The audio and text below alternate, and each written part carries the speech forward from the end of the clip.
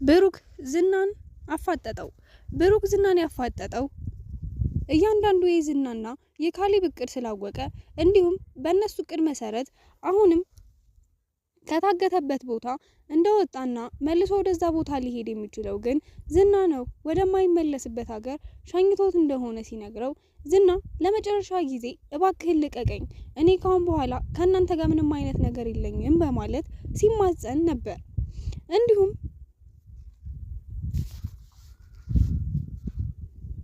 ወረቀቱን አስፈርሞታል። ለመሆኑ ዛሬ ዝና የፈረመው ወረቀት ምንድነው የሚለውን እንዲሁም ደግሞ በወረቀቱ ዙሪያ ሉላ የሰጠችውን መልስ በቪዲዮ ጭምር ይዤላችሁ መጥቻለሁ።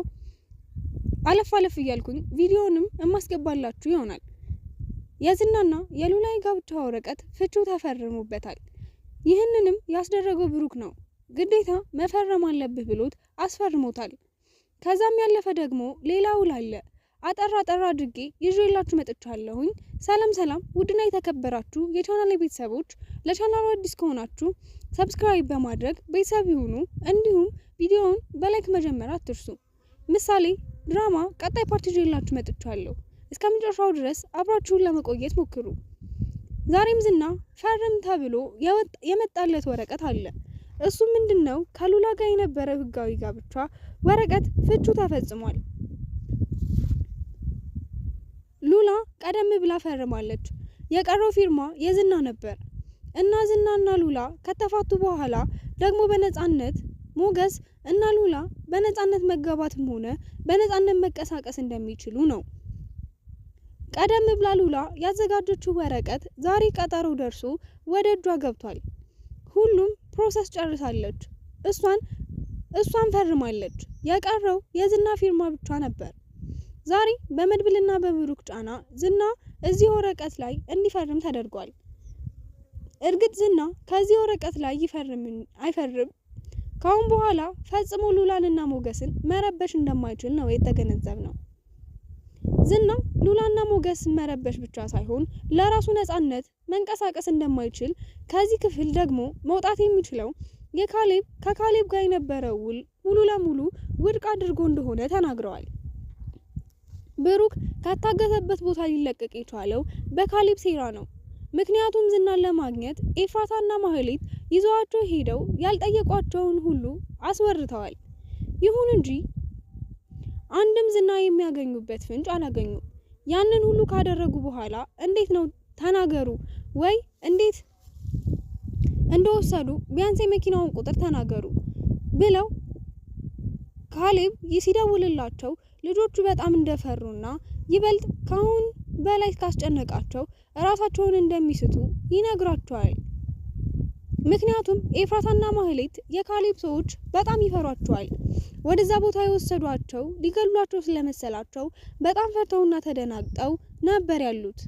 ካሌብና የካሌብ ሰዎች ደግሞ ሆን ብለው ኤፍራታና ማህሌትን ከቤታቸው ድረስ መጥተው አንቀው ጉሮሯቸውን ይዘው የሄዱበትን የሚያውቁትን ነገር ሁሉ ተናግረው ዝና ያለበትን ቦታ እንዲያውቁት የሚረዳቸው መረጃ ይገኛል ብለው ነበር።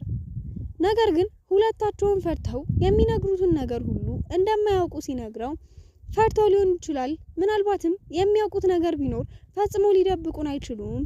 በጣም በፍርሃት የሚያውቁትን ጭራሽ ያላዩትን ምንም የማይገናኝ ነገር ሁላ ነው እያወሩ የቆዩት በማለት ሲመልሱለት፣ ይህ ማለት ምናልባት እነሱም የሚያውቁት እስከዚህ ድረስ ብቻ ሊሆን ይችላል።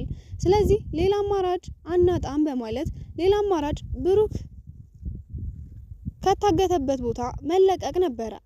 ብሩክ ከታገተበት ቦታ ሲለቀቅ መድብል ምናልባት ዝናን አግኝቶት ከሆነ ዝና ጋር ያለው ነገር ግዴታ ብሩክና ብሩክ ነው የሚሆነው። ካሁን በፊት ዝናና መድብል መካከል ምንም አይነት ግጭት እንዲሁም ደግሞ ምንም እንደማይተዋወቁ ነው ካሌብ እስካጠናው ድረስ። ሁለቱ ግለሰቦች በምንም ነገር ተገናኝተው እንደማያውቁ አሁን ላይ ግን ብሩክን በሚመለከት ትልቅ መረጃ ስለተገኘ እና ምናልባት መድብል ብሩክን ካገኘ ሌላውን ነገር ችላ ይላል፣ እሱንም ለመያዝ እንችላለን፣ እንደዚሁም ደግሞ ዝናን በነፃ ሊለቀቅ ይችላል የሚል ግምት ስለነበራቸው ይህንን እያንዳንዱን እቅዳቸውን ሲናገሩ መድብል ላይ እየተወሰነ ያለው ማለት ነው ብሩክ ከተለቀቀና ዝና በእጃቸው ካስገቡ በኋላ ማንኛውንም መንገድ ይህንን መድብል ማስወገድ እንዳለባቸው ይነጋገራሉ። ብሩክ ደግሞ እያንዳንዱ ንግግራቸውን እየሰማ ነበር። በዛ በታገተበት ቦታ ሆኖ የብሩክ ከስር መፈታት መድብል ከባድ ችግር ውስጥ እንደሚያስገባው ሁሉንም ነገር አውቋል። ስለዚህ ብሩክ እየገሰገሰ ቶሎ እንደለቀቁት ወደ ቤት ነበር ሄደው። የሚያሳዝነው ነገር ብሩክ ወደ ቤት እየተጣደፈ ቢሄድም እቤት ያገኘው ሰው ግን የለም።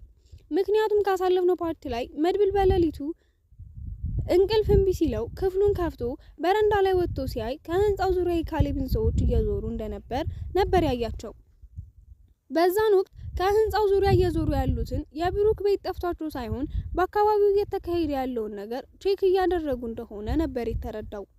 ይህ ምናልባት በዝና መታገት ጋር ተያይዞ በቤታቸው አካባቢ ሊታገት ይችላል ወይም ቤት ውስጥ ሊያግቱት ይችላሉ የሚለውን ሐሳብ እንደ ምክንያት በማድረግ ቅድሚያ አካባቢውን ቼክ እያደረጉ ነበር። ይህንን የካሌብ ሰዎች እቅድ ያወቀው መድብል ወደ ሞገስ በመደወል ሲወያዩ ነበር። በተለይ ደግሞ እኔ ቤት በማልኖርበት ጊዜ ምናልባት ለምናሴና ለቅድስት በጣም እየፈራው ነው በማለት ነግሮት ነበር።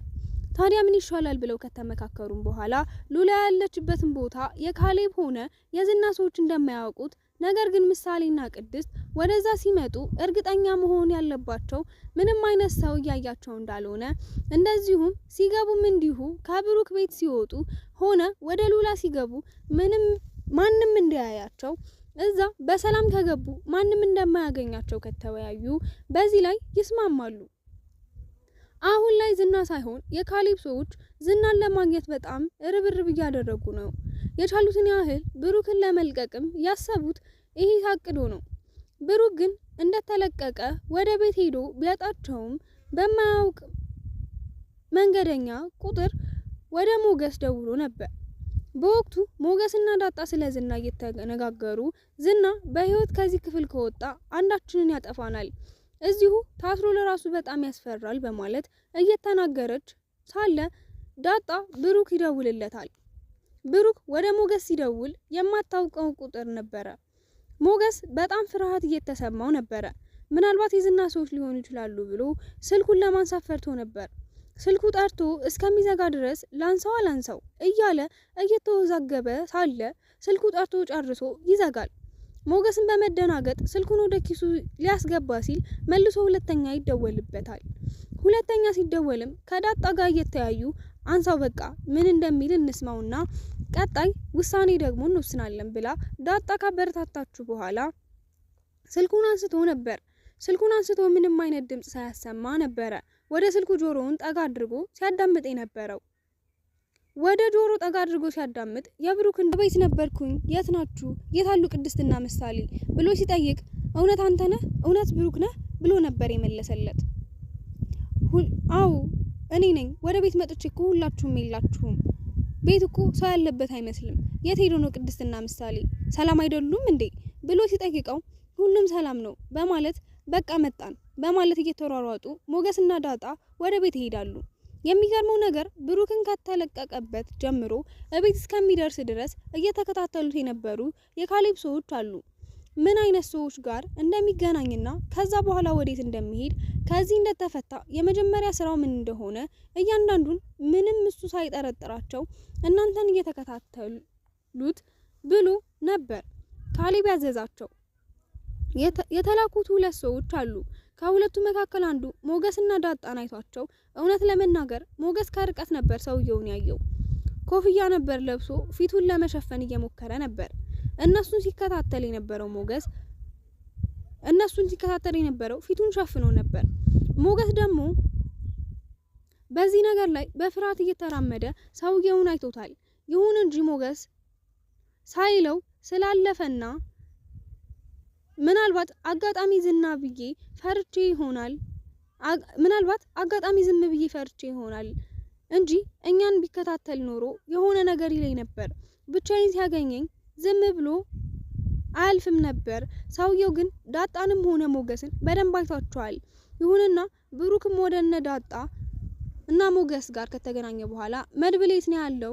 ዝና ሴት ነው ያደረጉት ብሎ ሲጠይቃቸው የነበረው እውነት ዝናን ያገኛችሁት እናንተ ናችሁ ወይስ ሌላ ጋ ነው በማለት ሲጠይቃቸው ምንም መልስ ምን መሰለ ብሩክ እኛ እኮ አንተን ለማግኘት ብለን ነው አንድ ያስቀመጡብህን ቦታ የሚነግረን ሰው ስናጣ እንዲሁ አልጋ ስር ጥላው የሄድከው ወረቀት እሱ ሲያገኝ ደግሞ ዝና እንደሚያውቅ ይጠይቅ ስለነበር በዛ ላይ ምናልባት ዝና የሚሰጠን መረጃ ካለ ብለን ነው ይለዋል።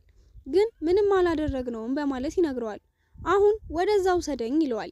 ከዛም በኋላ እርግጠኛ መሆን ያለበት ነገር ግን ሰው እየተከታተለን አለመሆኑን እርግጠኛ መሆን አለብን። እንዴ ዝም ብለን ፈተው በነፃ ይለቀዋል ብለህ ታስባለህ ቢለውም ምንም ቢያደርጉ ምንም አይገርመኝም። አሁን ለመድብል ሊደርስለት ይገባል። መድብል አደጋ ላይ ነው በማለት ብሩክ እየሮጠ ወደሚጠብቁት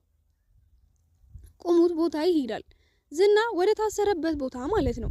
ብሩክ ዝና የታሰረበት ቦታ ከደረሰ በኋላ መድብል ላይ እየጮኸ የነበረውን ዝና እባክህን ይሄ ወንድምህን አገኘን እኔን ፍታኝ ይለው ነበረ። ወንድምህ መጣ እኔ ልቀቀኝ የሚል ድምጹን ከፍ አድርጎ እየተናገረ ነበር። ብሩክም ወዲያውኑ ወደ ዝና ጠጋ በማለት ከዚህ ክፍል በህይወት የምትወጣ መስሎ ከሆነ በጣም ተሳስተሃል። አንተና ካሌብ ምን አይነት ሴራ እንዳቀዳችሁ እኔ ደርሼበታለሁ። አሁን ብዙ የማስተካከላቸው ነገሮች ይኖራል። ከዛ በኋላ እስከ መጨረሻው ልሸኝን የመጣሁት በማለት ይነግረዋል። ዝናም ብሩክን ሲማጸን እንደነበረ ነው ያየው። በቀጣይስ ብሩክ ምን ይወስንበታል የሚለውን በቀጣይ ፓርት የምናይ ይሆናል። ስላዳመጣችሁኝ ከልብ አመሰግናለሁ። በቪዲዮው ላይ ያላችሁን ማንኛውንም አስተያየት በኮሜንት መጻፊያው ስር መጻፍ ትችላላችሁ።